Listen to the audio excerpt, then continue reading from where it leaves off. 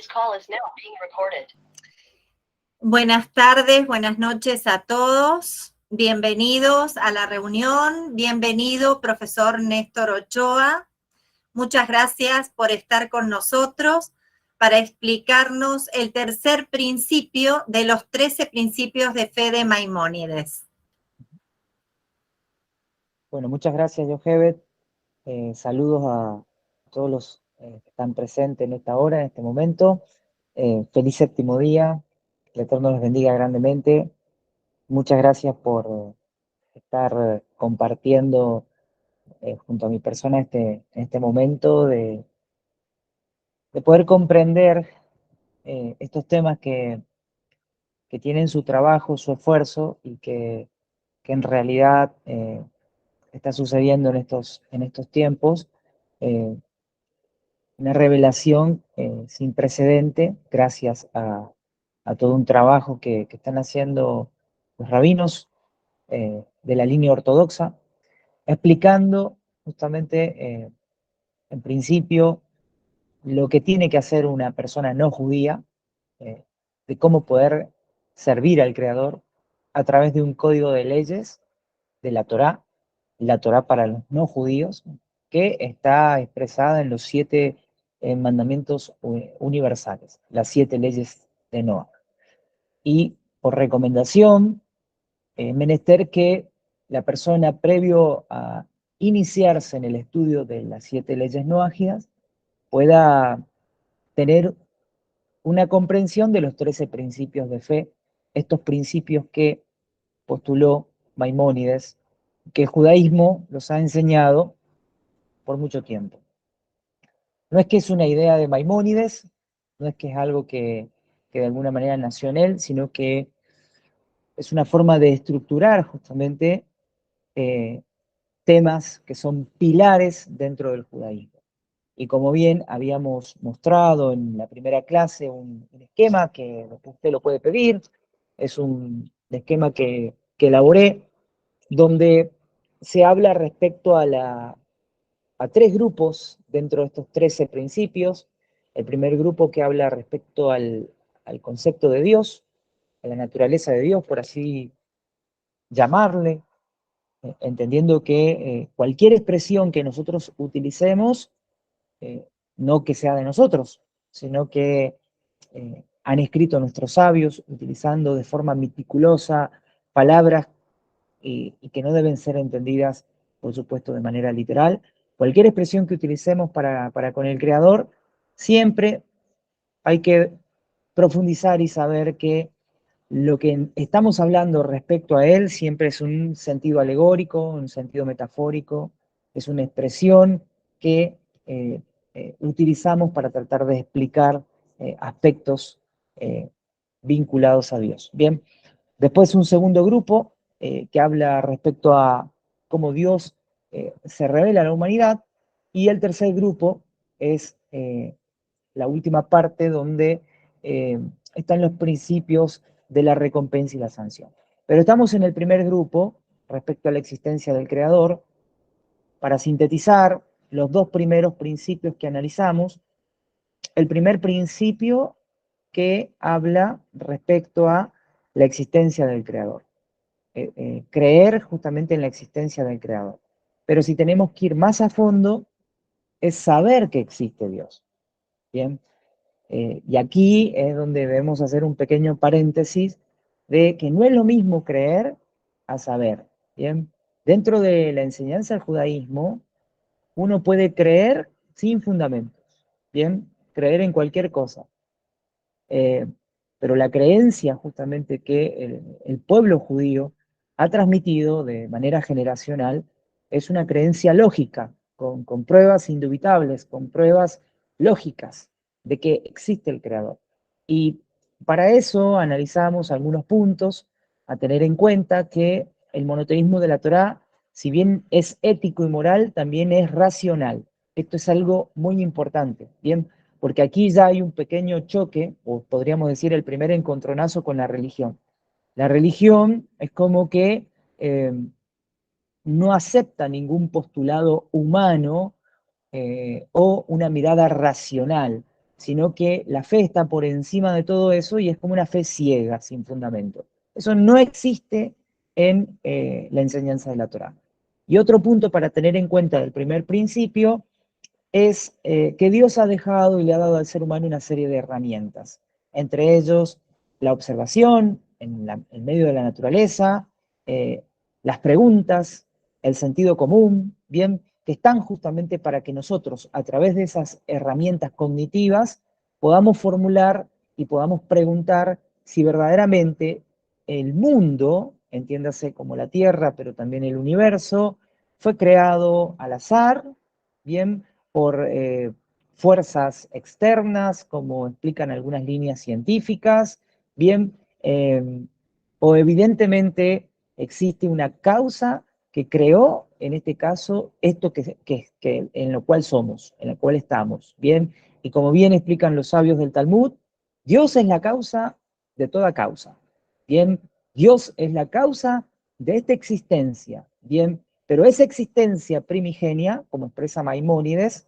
bien, si él dejase de existir, cosa por la cual es imposible, automáticamente todo lo creado dejaría de existir. Sin embargo, eso es imposible, bien.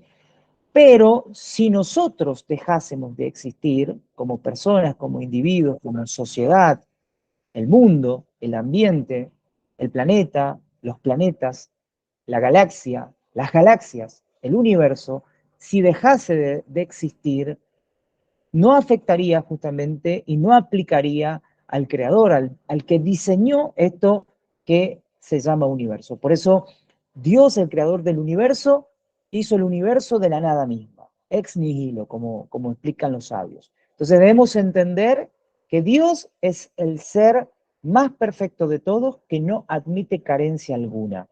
El segundo principio habla respecto al concepto de unicidad y uno. ¿Y qué explican nuestros sabios? Tomamos de Maimónides, pero también hacemos referencia a muchos sabios. Que el concepto de unicidad no debe de ser entendido en parámetros humanos, ¿bien? Sino que es en lo más singular, ¿bien? Se diferencia de cualquier aspecto que esté justamente afectado por variables espacio y tiempo. Lo mismo que uno, no es uno como una especie, como un género, como un ser humano, bien, como un animal dentro de un grupo de animales, bien, como un objeto, bien, que tiene forma, no debe ser entendido así, bien. Hemos analizado con datos, por supuesto, que nos ofrecen los escritos, que ofrecen los sabios, que explican los rabinos contemporáneos, para poder tratar de entender el mensaje justamente que enseña la Torá, que pareciera sencillo y simple, pero fíjense ustedes que en el transcurso de 2000 años, dos religiones han copado prácticamente la fe de los seres humanos. Hablamos del mundo occidental, el cristianismo, pero también en muchas partes, el continente africano, gran parte de Asia, sudeste asiático, el Islam también ha tomado control. Si bien el Islam tiene una mirada mucho más cercana a la enseñanza del judaísmo, con algunas cosas, pero vemos que en esta parte de Occidente el cristianismo es lo que ha, de alguna manera, y lo que sigue representando en materia de religión, de fe, a las personas, con una mirada muy diferente de lo que plantea la Torah. Bien, este principio que vamos a analizar ahora, que es el principio número 3, y le vamos a pedir ahí a nuestra amiga Yochebet que pase la diapositiva, vamos a leerlo, yo también voy a leer, voy a tomar como base este libro que es el Perejelec, que es un libro sumamente interesante. Si usted tiene la posibilidad de comprar, no solamente este libro, si tiene la posibilidad de comprar cualquier, hay muchos libros interesantes. Hay un libro que hoy por hoy está agotado y tal vez en México pueda conseguirse, que se llama Yo Creo.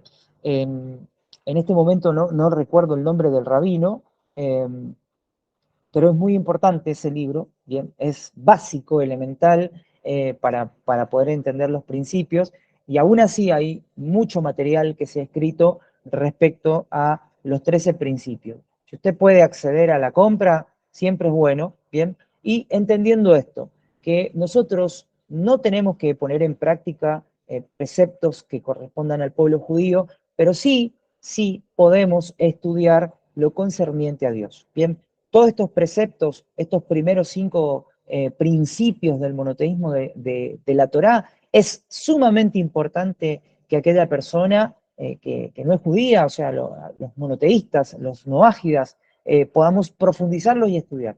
Digo esto, que estos principios no tienen techo, o sea, no tienen límite, se relacionan en cualquier aspecto de nuestra vida y son sumamente importantes para el crecimiento espiritual. Inclusive, también se recomienda que cuando uno se levanta en la mañana, uno los pueda meditar y los pueda expresar verbalmente, reconociendo justamente al Todopoderoso. También es algo muy bonito de hacerlo y por supuesto que es algo ya muy, muy personal. Bien, ¿qué dice este principio? Y es muy interesante este principio porque aquí vamos a tratar de aprender algunas cosas que seguramente, tal vez cuando éramos parte de las miradas religiosas, no teníamos claridad respecto a este punto. Por eso, Maimónides, por allá por el siglo XI, él escribió esto, Guía de Perplejos y Descarriados, explicando justamente la filosofía de la Torá, que no es sencilla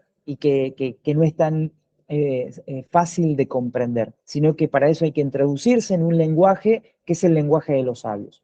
Dice este principio: yo tengo la convicción certera que el Creador, bendito sea su nombre, no es un cuerpo, partamos de la base, bien, y cuerpo hay que llevarlo a diferentes niveles, no solamente pensar el cuerpo de un mineral, el cuerpo de un vegetal, el cuerpo de un animal, el cuerpo de un ser humano, sino hay que llevarlo al cuerpo también, podríamos decir, de este cielo, de este planeta, de los planetas, de las galaxias. Bien, es un término que aplica, vuelvo a repetir, reitero, estos términos aplican a un contexto espacio y tiempo. Sigue diciendo que no es un cuerpo, que nada de lo que le acontece a la materia le puede ocurrir a él. Y no existe nada que se le asemeje. Aquí hay un dato muy importante, aquí hay un dato revelador, por decirlo de alguna manera, que nada de lo que le acontece a la materia le puede ocurrir a él. Entonces, automáticamente, si usted lo analiza con lógica, porque aquí nosotros tenemos que analizar estos temas con lógica, bien, tenemos que darnos ese lugar, bien, cuando estábamos de la otra vereda, negábamos todo lo que tiene lógica, pero es más que obvio que en la vida nosotros nos manejamos con principios lógicos. Si usted tiene que cruzar el peatón, bien, la calle, y el semáforo indica que no puede pasar porque tiene el paso del vehículo, usted no va a actuar y va a decir: yo tengo fe en Dios y Dios me va a librar y me va a cuidar y ningún auto va a pasar por encima mío porque tengo fe en Dios. Si usted se basa de eso, está cometiendo un gravísimo error, bien, y rompe de alguna manera o va en contra de las mismas leyes que hemos establecido, que están establecidas. Bien, entonces, tomemos un ejemplo: pensar de que Dios se hizo hombre, que se hizo ser humano, pero es más que obvio que va totalmente en contra de los principios de la Torá. E inclusive es, de alguna manera, cometer una transgresión y es llevar a cabo, en este caso, un acto de idolatría. Bien, porque Dios no puede, en este caso, no puede ser pensado o interpretado que es un cuerpo o una materia. Pasemos a la siguiente diapositiva. Tomamos algunas ideas de las clases brillantes de nuestro rabino Ariel Grossman. Él explicó estos principios y la verdad que un montón de gente en América Latina ha tomado las clases de él y la verdad que uno agradece al cielo por estas personas que han tenido una dedicación y la siguen teniendo absoluta para el desarrollo del noajismo, del mensaje de las 7 leyes universales. Todas estas cosas que vamos a ir mencionando se van a ir como reiterando y repitiendo. Bien, así que me va a escuchar y soy muy reiterativo, bien, vuelvo a repetir muchas veces las cosas, pero la idea, esto no, primero no es un curso para avanzados, es una charla, bien, somos estudiantes y creo que el objetivo en sí es sentar bases, bien, eso es muy importante, sentar bases de lo que es el conocimiento de la Torá pero también después usted tiene que hacer el trabajo de volver a repasar y estudiar esto. Este PDF, que se lo he compartido ahí al grupo de estudiantes universales, está para que usted lo imprima, lo guarde bien, imprímalo si puede hacer ese trabajo, imprímalo para estudiarlo. Esto es como una síntesis de las clases del rap y hay agregados de otras cosas, pero es importante que por algo se debe comenzar, ¿bien? Y si aún hay cosas que están guardadas en el tintero que trae de atrás, que trae en este caso de la religión, es necesario dejar a un lado eso y comenzar de cero, siempre, siempre. Bien, por eso eh, en las clases del rabino Ariel, en los 13 principios, él aconseja que primero, antes de estudiar los mandamientos, las 7 leyes universales, la persona tiene que por lo menos tener un conocimiento básico, sencillo, elemental, de los 13 principios. Bien, entonces tomamos de lo que dice nuestro rabino Ariel y dice que este principio habla especialmente del paganismo. Bien, ¿qué es el paganismo? Y aquí da una definición: suponer que Dios puede corporizarse. O sea, esto que está remarcado en negrita es como fundamento de fe para el cristianismo. Bien, y después empiezan las peleas, por supuesto, si Dios se manifestó en un cuerpo o se partió en 3 personas, todas las cosas que usted ha escuchado o lo que ha visto. Bien, todas las peleas teológicas dentro del cristianismo. Bien, pero ya partamos de la base que este principio habla de que el paganismo tiene esa idea, de que Dios puede corporizarse. Porque entendamos que el cristianismo también es como una amalgama de ideas, bien, de lo que fueron antiguamente las civilizaciones, tomó de los egipcios, ha tomado ideas de los griegos, de los romanos, de los asirios, de los babilonios. Entonces, cuando usted lo analiza, todos tienen cuestiones medias similares, bien, donde ese Dios se materializa y se hace un semidios y cosas así. Entonces, de esa idea toma de alguna manera el cristianismo. Bien, hay algunos postulados históricos que dicen que el cristianismo se creó como religión estratégica para controlar y llegar a las masas, a los pueblos, entendiendo que los pueblos tenían sus dioses, y esta idea de entender que los dioses se materializaban era algo muy natural y muy propio de las personas. Entonces, esta nueva religión, esta nueva fe viene con esa idea, ¿bien? Entonces, absorbe, toma control de las masas, ¿bien? Y presenta a su nuevo Dios o al nuevo Dios justamente con bases que los pueblos de la antigüedad ya más o menos tenían, ¿bien? Hay un historiador judío fallecido de la década del 50 y creo que antes, que él escribió, por supuesto, respecto al cristianismo, se llama Joseph Klausner, ¿bien? Un historiador que no tiene nada que ver con la religión, pero sí hizo un estudio, judío por supuesto, de la Universidad Hebrea de Jerusalén, escribió una serie de libros muy profundos, muy interesantes y con mucha base científica. Bien, entonces, el rabino nos da este dato. El paganismo es suponer que Dios se puede corporizar. Suponer, bien, cosa por la cual eso es imposible. La deificación, es decir, la transformación de Dios en algo físico, está prohibido, porque partamos de la base de la idea que nos queda resonando el texto de Shemot, de Éxodo, que dice: ustedes no vieron nada cuando estuvieron acampando sobre la montaña del Sinai. Bien, entonces vamos a tratar de meternos en eso y dar más o menos una idea de todas esas expresiones que tienen justamente una explicación. El monoteísmo más absoluto de la Torá, esto por lo general se va a reiterar en todos los principios, ¿bien? El monoteísmo más absoluto de la Torá dice: echa por tierra y rechaza toda forma de corporización o encarnación posible de Dios. O sea, el gran artífice del cristianismo, uno de los personajes del cristianismo y que escribe en el Nuevo Testamento, utiliza mucho esta expresión: Dios se encarnó. Bien, eh, vaya a saber con qué motivos, con qué fines se llevó a cabo todo eso. La cosa es que ese mensaje ha cauterizado las mentes de los seres humanos. Bien, y ya después voy a mostrar una clasificación que hace Maimónides respecto a una temática que hoy gran parte de la masa religiosa desconoce. Bendito sea el Dios del cielo, el eterno, Hashem, el creador, que usted está presente en este momento, que somos parte de alguna manera de una generación que hemos tomado una posición crítica de cuestionar las bases que eran incuestionables, porque dentro de las, en este caso, de las filas religiosas, hay miles y miles y miles de personas que se dejan guiar justamente por la cantidad y no por la calidad del mensaje. Bien, usted ha hecho justamente un punto de inflexión para tratar de ir más allá.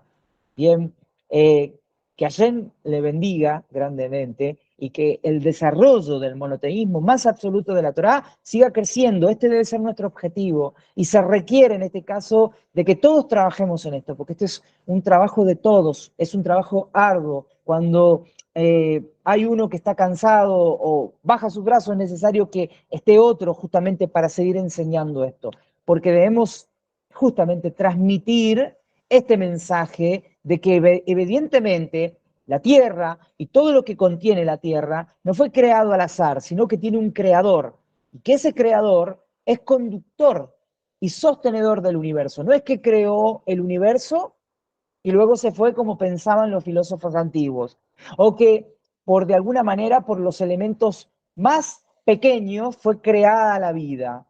No, evidentemente no. Bien, todos estos postulados siempre se dan enmarcados en el razonamiento humano, y Dios está por encima de todo eso. Dios es totalmente inmaterial. Piense usted en esa palabra, inmaterial. O sea, cualquier expresión que nosotros utilicemos, siempre vamos a tratar, vamos a tener que descubrir a veces qué hay detrás de cada palabra. Bien, decir que Dios está en el cielo, decir que Dios está en todas partes, es conveniente siempre analizarlo a la luz de la Torá. Bien, porque si uno está analizándolo bajo sus ideas o bajo las herramientas cognitivas o bajo otros tipos de herramientas que usted pueda tener incorporadas en sí, puede estar equivocado. Bien, por eso es conveniente analizar toda esta enseñanza bajo la luz de la Torá. Por eso hablamos de el monoteísmo como lo más absoluto. Bien, ¿y quién ofrece eso? La Torá. Recuerde que la Torá es instrucción, pero también es luz para nuestras vidas. Bien, no podemos decir que Dios se mueve, escuche esto, Dios no se mueve, que está quieto o que reside en un lugar terminado. Estos fenómenos no forman parte de su esencia ni pueden acontecerle porque no es un cuerpo y estas cosas le ocurren a los cuerpos. Bien, y se me viene a la cabeza la introducción del libro Derech Hashem, Camino de Dios, el Camino del Eterno, escrito por el rabino Moshe Haim Luzzatto, donde en su introducción dice, no tienes que pretender que vas a conocer a Dios, porque eso está negado para el ser humano. Es imposible que el ser humano pueda conocer a Dios, que pueda conocer su naturaleza, es que decir, entender o estudiar la naturaleza de Dios, que eso está como muy, es muy común decir, vamos a estudiar la naturaleza de Dios. ¿Qué estamos diciendo? O sea, si lo tenemos que analizar a ese concepto bajo la luz de la Torá, es más que obvio que ya la persona que está hablando en una expresión alegórica, porque Dios no tiene naturaleza, porque esa es una expresión que nosotros utilizamos en un lenguaje humano. ¿De acuerdo? Vamos a otra diapositiva.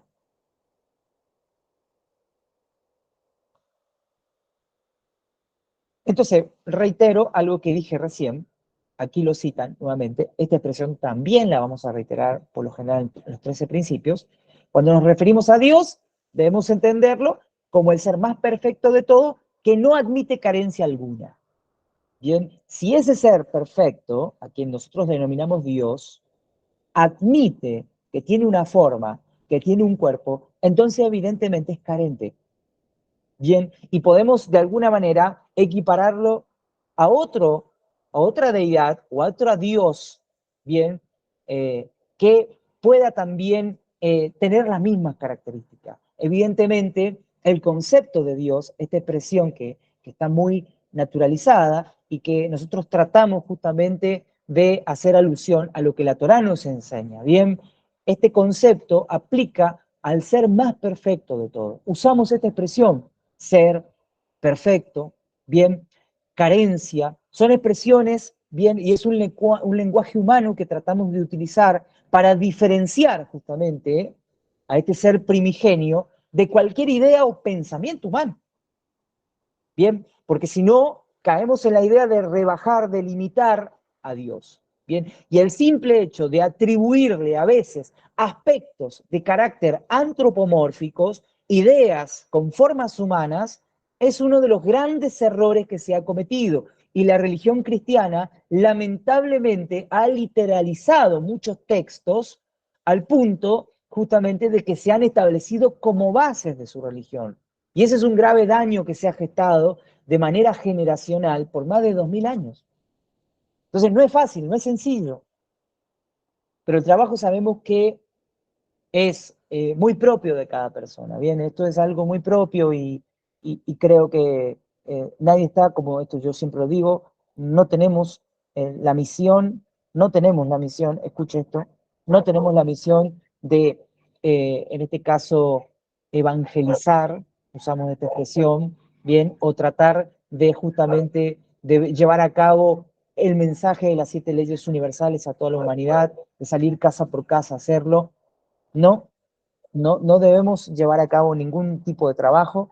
Esto es una búsqueda personal, es un trabajo propio de la persona, es un descubrimiento propio. Bien, y cuando usted empieza justamente a llenarse de este conocimiento, es más que obvio que mucha gente, es más que obvio, le van a hacer preguntas, le va a llamar la atención cómo usted habla, las expresiones que usted utiliza, bien, lo delicado que es para hablar respecto a estos temas, y mucha gente lo va a hacer por mera especulación y otras personas lo van a hacer porque quieren aprender. Si hay personas que quieren aprender y usted considera que puede ayudar, que está capacitado para hacerlo, hágalo. En ese aspecto sí hágalo. Bien, pero no se preste a debatir estos temas, no es nuestra misión, no es nuestro objetivo, por varios motivos, entre ellos porque a veces uno internamente, de alguna manera, sabe y ha entendido lo correcto. El problema es cómo hacemos para explicar lo correcto. Y cuando llegamos a esa situación, no es tan sencillo, no es fácil, ¿bien? Por eso hay un tiempo, hay un proceso, por recomendación de Rabino Ariel, y bueno, el Noágida más o menos tiene que tener por lo menos una base de 3, 4 años para empezar a decir, está internalizando, está incorporando conceptos justamente de la Torá. O sea, por eso siempre se recomienda estudiar, ¿bien?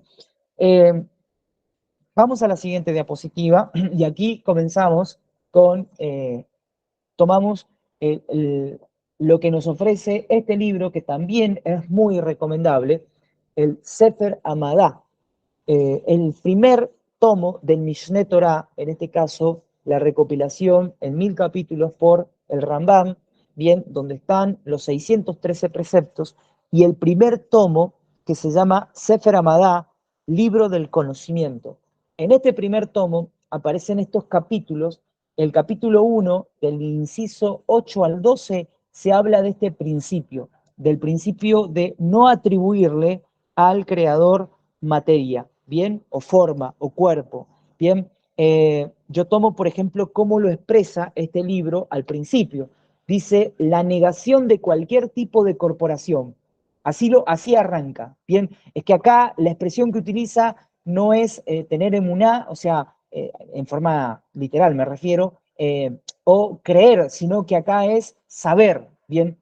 Porque la emuná justamente podríamos decir que va acompañado de esa convicción interna que lleva justamente a tener fe en el Creador, pero también eso se da justamente por la idea de saber, y detrás de esa palabra está el conocimiento, y eso es lo que la persona se imbuye de conocimiento para poder llegar a esa convicción certera.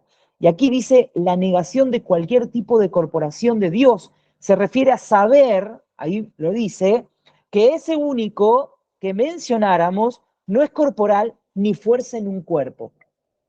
Bien, Entonces, dos datos importantísimos. Primero, que ese único no es corporal. Partamos de esa base, ya lo estamos diciendo, pero tampoco no es una fuerza que está habitando en un cuerpo. Bien, porque eso también se pueden desprender ideas religiosas, bien que pueden llegar a decir, no, pero no estamos hablando de que Dios se manifestó en una persona, en un cuerpo, sino que una parte de Dios está justamente en las personas. También decir nosotros, esto que viene justo a colación, decir que nosotros somos una chispa de Dios, que nuestra alma es una chispa de Dios, también ahí hay un error que hay que tratar de manejarlo con mucho cuidado. Bien, no es que nosotros somos una parte de Dios, sino que el alma justamente proviene de un mundo divino, pero no significa que venimos de Dios. Bien, porque puede prestarse justamente a errores, errores técnicos que deben ser corregidos. ¿Y cómo se corrigen? A través del estudio. Bien, por eso es necesario que siempre estemos prestos a ayudarnos mutuamente. La tecnología hoy nos ha permitido poder estar hablando, poder estar dialogando, un grupo de personas de muchas partes de nuestra América Latina. Bien, y como dice aquí, la naturaleza incorpórea de Hashem, dice el capítulo 1, yo voy a leer algunas ideas, dice, está expuesto en la Torá y en los profetas que Hashem no es corpóreo ni material, como expone que Hashem es el Elohim en el cielo arriba y en la tierra abajo. Esto está en Yoshua 2.11, Josué 2.11, y un cuerpo no puede estar en dos lugares. Ahí aplica justamente un sentido lógico, ¿bien? Para que se entienda. En dos lugares a la vez. Y expone, pues ustedes no vieron ninguna imagen, esto está en Deuteronomio 4.15, y además, ¿con quién me compararán e igualarán? Esto está en Isaías 40.25, si él fuese un cuerpo, sería semejante a los demás cuerpos. Y es muy importante esta pregunta, ¿con quién me compararán e igualarán? Es que en realidad Dios, el creador, carece de comparación. Bien, lo que usaron nuestros sabios, lo que usó la Torá, lo que usaron los profetas fue un sentido alegórico, bien, fueron expresiones metafóricas para tratar de explicar o tratar de dar a entender una idea, un mensaje para el pueblo judío en este caso. Cuando usted lee los profetas y cuando la profecía llegaba al profeta y le sucedía una serie de cosas, que no es la clase, bien, no es la charla, el profeta recibía una visión y lo que recibía, bien, no hay que entender que es de forma literal, bien, y para eso tomamos un texto que se ha tergiversado de una forma terrible, bien, donde se usa la expresión el anciano de días, creo que eso está en el libro de Daniel, y que está sentado sobre un trono, todas esas cosas, el cristianismo las tomó literalmente, pero eso en el lenguaje de la Torá es un error, y eso es caer en un acto de idolatría, por eso hay que tener mucho cuidado a la hora de cómo nos expresamos y cómo nos referimos al Creador, bien. ¿Qué más dice esto? Después tenemos, pasemos a la siguiente diapositiva. Entonces, tenemos acá expresiones referidas a Hashem. Si es así que Hashem es incorpóreo, ¿qué significa lo que expone la Torá? Por ejemplo, bajo sus pies, escrito con el dedo de Elohim, la mano de Hashem, los ojos de Hashem, los oídos de Hashem. En un sentido literal, Dios no tiene pies, no tiene un dedo o dedos, no tiene mano, no tiene ojos, y por supuesto que no tiene oídos. Bien, son expresiones antropomórficas, bien, antropo, hombre, mórficas de forma, formas humanas, bien, se le da formas humanas a lo que trata de decir. Podríamos decir, en este caso, la mano de Hashem, con un sentido para que se entienda de autoridad, de poder, hay todo un simbolismo detrás de las expresiones. Y creo que la persona indicada para explicar todas esas cosas fue justamente Maimónides, en este libro. En este libro aparecen todas esas explicaciones. ¿Qué significa bajo sus pies? ¿Qué significa que está escrito con el dedo de Elohim? ¿Qué significa la mano de Hashem? ¿Qué significan los ojos de Hashem, los oídos de Hashem, etcétera, etcétera, etcétera? ¿Qué significa que esté sentado, que camina en este caso, que se desplaza de un lugar a otro? Todas esas expresiones son expresiones metafóricas. Bien, tienen un sentido alegórico. Pasemos a la siguiente diapositiva y sigue diciendo aquí, más bien es una adaptación al entendimiento humano. ¿Ok? Entonces, esto es lo que tenemos que saber. La Torá tiene muchos pasajes en los cuales se pueden interpretar de forma literal algunas cosas, ¿bien? Pero tiene un montón de pasajes que están escritos justamente en un sentido alegórico. Cuando llegamos, en este caso, Torá en su sentido general, cuando entramos a lo que podríamos decir el Tanaj, el Torá, Nevim, que son los profetas, cuando entramos a analizar los profetas, está lleno de enseñanza alegórica, está lleno. Usted lee la visión que tuvo el profeta y vio esto y vio aquello, ¿bien? Pero no por eso debemos caer en el error de pensar que fue así escrito, ¿bien? Cuando hay, creo, uno de los profetas que habla de que un ángel despliega sobre los cielos, todos son mensajes alegóricos, ¿bien? Entonces, como dice aquí, es una adaptación al entendimiento humano que conoce solo lo corpóreo. Nosotros no conocemos otro mundo que no sea este mundo. El día de mañana, cuando tengamos que partir de esta vida, bien, esto es la antesala, como explican nuestros sabios. Esto es la antesala para entrar al palacio. Bien, el objetivo en sí no es allá, sino es aquí. Y esto ha sido explicado por Maimónides y por los sabios. No debemos estar pensando en el allá, en poner en práctica y guardar los preceptos porque quiero llegar allá. Debemos amar al Creador y debemos poner en práctica los preceptos por amor al Creador, ¿bien? Y preocuparnos por el aquí, por el ahora, ¿bien? Por tratar justamente de mejorar nuestras conductas, de ser ejemplos para con nosotros mismos, para con los demás, y poder así mejorar y de alguna manera torcer la balanza para hacer el bien. En algún momento de la historia de la humanidad, en algún momento, no sabemos cuánto tiempo va a transcurrir, pero en algún momento la tierra tiene que ser llena del conocimiento del Creador. ¿Lo está haciendo? Es más que obvio, por supuesto que sí. Está llegando justamente el mensaje de Israel, de los sabios de Israel, de la Torá, está llegando a las naciones. Algo que hace, tal vez podríamos decir, no sé, 50, 60, 70 años, 100 años, por remitirnos a un tiempo bastante relativamente cerca, eso era imposible. Pero hoy, en el año 2023, el acceso justamente a escuchar la enseñanza de la Torá por parte de los sabios de Israel, hoy por hoy nadie está privado de eso, o en general en el mundo en el que vivimos.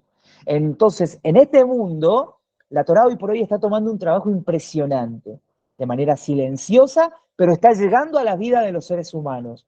Y debemos entender entonces las palabras del profeta, que la tierra va a ser llena del conocimiento del Creador. Esperemos que no pasen muchos años, no pasen muchos años. Bien, que en medio de toda esta situación tan difícil que estamos viviendo como seres humanos, haya en algún momento un cambio, un punto de inflexión, que la persona pueda llevar a cabo ese proceso de introspección y pueda realmente darse cuenta para qué está en esta vida.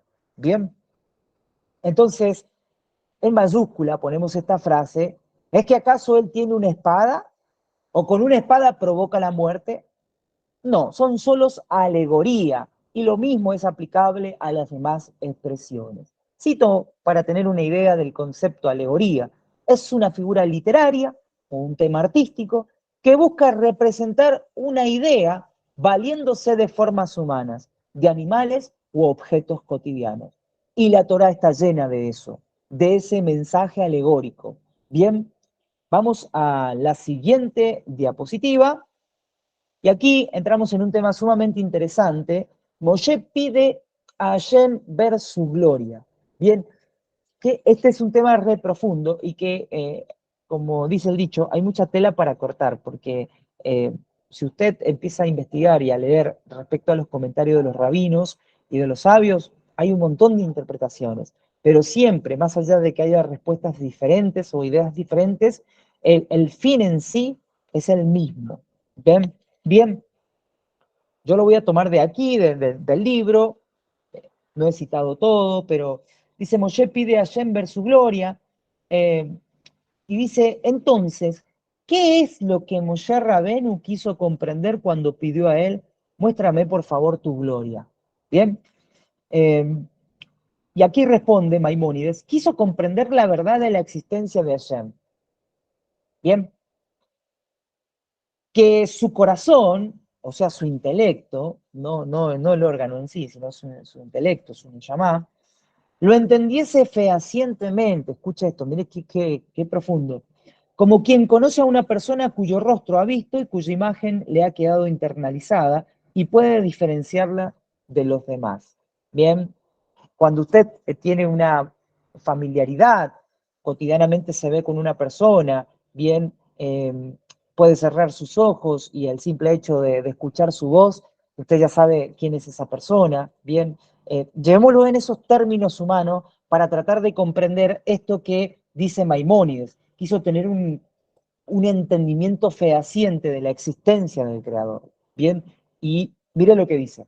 Asimismo, dice, Moshe Rabenu solicitó conocer a Hashem tal como es y que quedara recordado en su corazón, o sea, en su neshama, en su intelecto, para poder diferenciarlo, bien, de todas las demás existencias y poder conocer su verdadera existencia tal como es.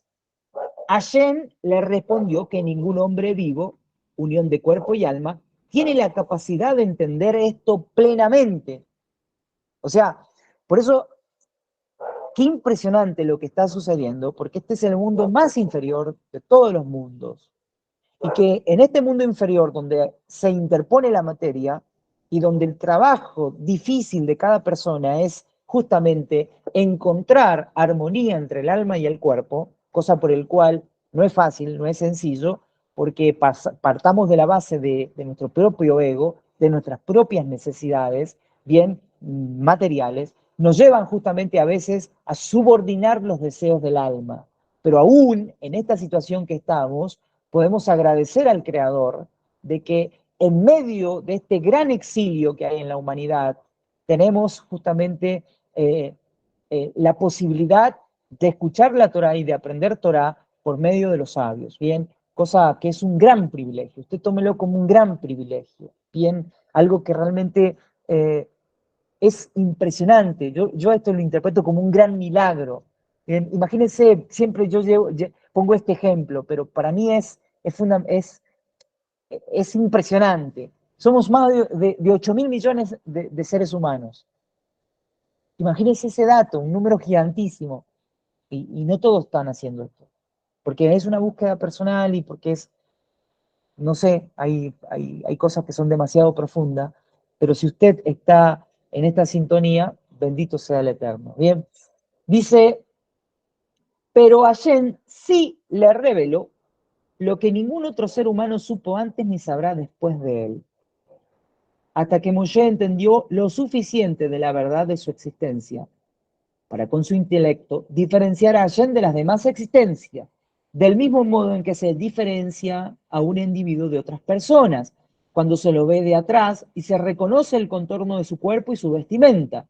A ello se refiere lo escrito para que me veas por atrás, pero mi rostro no se puede ver. Es más que obvio que en esos pasajes de Shemot, capítulo 30, 33, utiliza expresiones antropomórficas, las espaldas del creador, son todas expresiones y que tienen un mensaje detrás de eso. Bien, y pasemos a la otra diapositiva.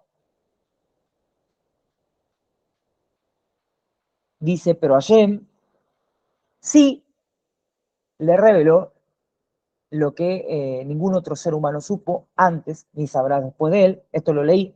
Hasta que Moshe entendió lo suficiente de la verdad de su existencia para con su intelecto, diferenciar al creador, Hashem, de las demás existencias, del mismo modo en que se diferencia un individuo de otras personas cuando se lo ve de atrás y se reconoce el contorno de su cuerpo y su vestimenta. Bien, qué ejemplo tan interesante. Bien, una persona puede lograr conocer a una persona, a otra persona, mirándolo de atrás, ¿bien? Porque a través de su forma, a través de su figura, puede llegar a captar y decir, esta persona es tal persona, ¿bien? Y hay que entender esto, ¿bien? Que Moshe Rabenu, tuvo un conocimiento que lo califica como ser humano por encima de cualquier ser humano. Inclusive aquí en esta traducción de Guía de los Perplejos se usa la expresión de que Moisés fue el hombre más selecto de la humanidad. Bien, tuvo al nivel de los ángeles, tuvo una interpretación fehaciente de la existencia del Creador. Y eso le permitió a él diferenciarlo de cualquier existencia. Por eso, qué importante es que nosotros podamos aprender lo poquito que aprendamos de la Torá, pero que sea significativo, bien, que realmente lo podamos atesorar y estudiarlo, bien. Por eso vuelvo a repetir, los principios del monoteísmo de fe, del monoteísmo de la Torá, no tienen techo. Uno va a estar toda la vida, vamos a estar toda la vida estudiando esto. Y siempre va a haber algo nuevo por saber, siempre, siempre. Bien, vamos con la otra diapositiva, que es la última diapositiva, y aquí tiene el título Antropomorfismo, expresiones humanas referidas a Shem, y dice que, puesto que quedó claro que él no tiene cuerpo ni materia, es a mismo evidente que tampoco se le aplican a él ninguna de las características corporales.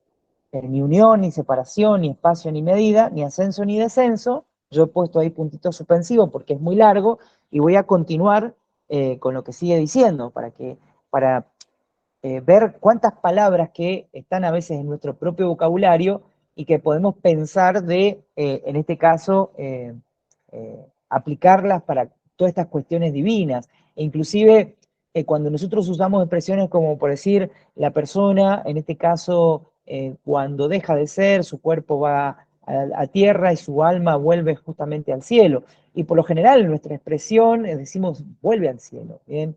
Va al cielo, asciende, ¿bien? Pero debemos entender que esas expresiones son metafóricas, son expresiones profundísimas que han utilizado nuestros sabios para tratar de entender un lenguaje respecto a las profundidades de la Torá.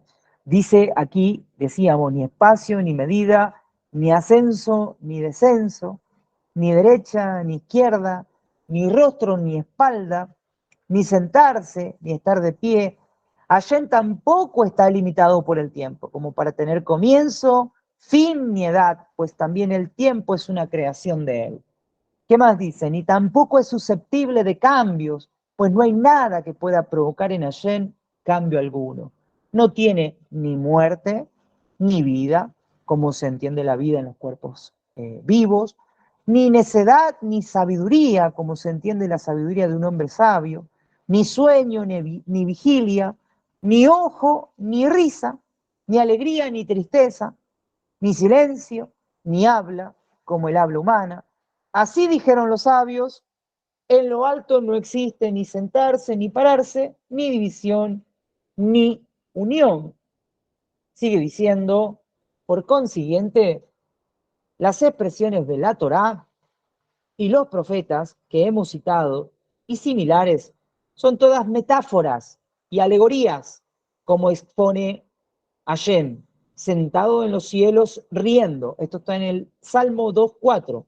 Me hicieron enojar con sus frivolidades. Esto está en Deuteronomio 32:21. Hashem se regocijó. Esto está en Deuteronomio 28:63. Y otras expresiones similares. Los sabios afirmaron sobre todo esto.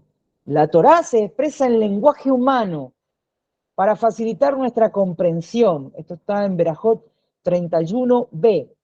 Y por eso cuestiona a él, ¿acaso me encolerizarán? Esto está en Jeremías 7:9. Y también, yo Hashem no he cambiado. Esto está en Malaquías 3:6. Pues si a veces estuviera encolerizado y a veces alegre, entonces estaría cambiando. Más bien tales características,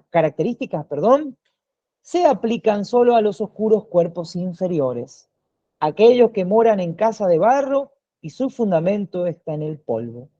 Hashem, en cambio, está elevado y por encima de todas estas descripciones, dice este escrito llevado a cabo por Maimónides.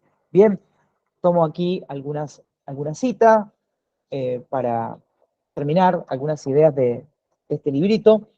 Ya estamos con el horario, así que ahí concluyo. Hay un comentario que dice, y si el creador tuviera cuerpo, forma, tendría que tener límite y fin, tanto en lo físico como en el tiempo. Fíjese, todas ideas lógicas. ¿Qué más puedo decir al respecto?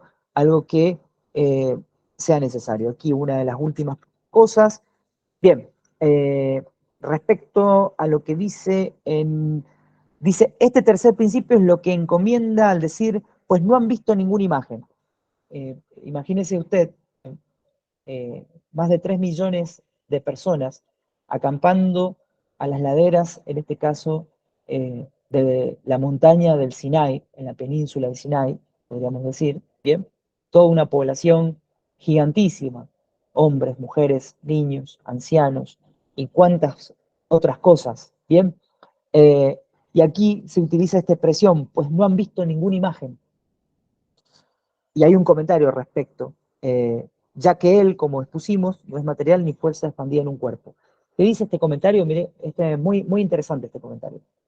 Este versículo que cita Maimónides para testimoniar acerca de este principio, nos habla claramente, escucha esto, que no vieron ninguna representación física de Dios cuando Él se reveló a todo el pueblo en el monte Sinai, sino que solamente escucharon la palabra de Dios. Pero acá hay otra, ahí se presenta otro tema. ¿Cómo escucharon la palabra de Dios? Si Dios no tiene voz como nosotros. Dice, esto debe ser entendido correctamente, dice.